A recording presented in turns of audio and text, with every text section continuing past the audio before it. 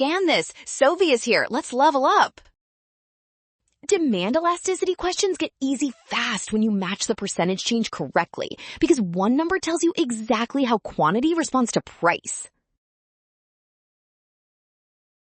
Price elasticity of demand compares the percent change in quantity demanded to the percent change in price. And here the absolute value is 2, so quantity changes twice as much as price.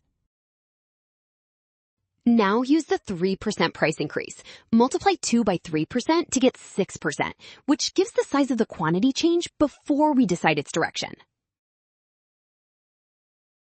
Since the demand curve slopes downward, price and quantity move opposite ways. So a price increase means quantity demanded falls 6%, making option A. Well done! Option A. Scan now, watch signs, and avoid rushing. Trust the given elasticity and check steps so opposite movement turns 3% into